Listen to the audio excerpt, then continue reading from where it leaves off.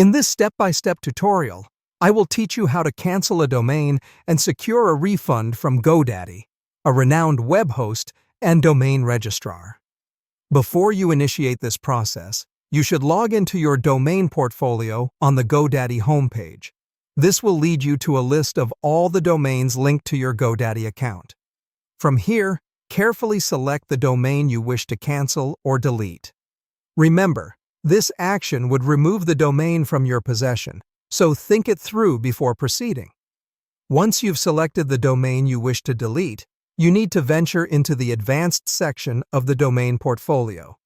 In this section, you will find several options related to the management of your domain. One of these options is Delete Domain, which you must select to continue with the process. Upon making that selection, a safety feature will prompt you to confirm that you want to proceed with deleting the domain. This feature involves a checkbox you must tick next to the statement, "Yes, I consent to delete the selected domains." Doing this ensures you understand the implications of the deletion and wish to continue. Once you've indicated your consent by ticking the box, you can proceed by clicking Continue. The next piece of the process may request additional verification from you. This typically comes up if you have domain protection enabled for your domain.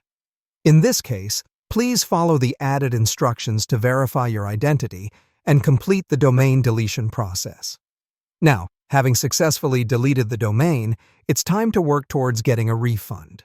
You'll need to get in touch with GoDaddy support through either phone, SMS, or chat to do this.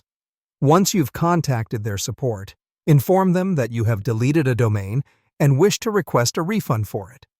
Bear in mind that GoDaddy doesn't process refund requests sent by email, so be sure to use one of the 3 recommended contact methods to boost your chances of a successful refund claim. Also, note that it's advisable not to close your account before requesting a refund. When you close your account, any eligibility you have for refunds becomes void. Along with losing a chance for a refund, you also lose all account data when you close your account.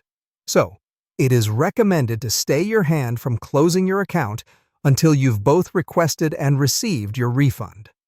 So, there you have it, a comprehensive guide detailing the steps you need to take to cancel a domain and secure a refund from GoDaddy. While it may seem like a lot, following these steps closely and at a steady pace will make it a breeze. Just remember, take your time and always confirm each step before proceeding to the next.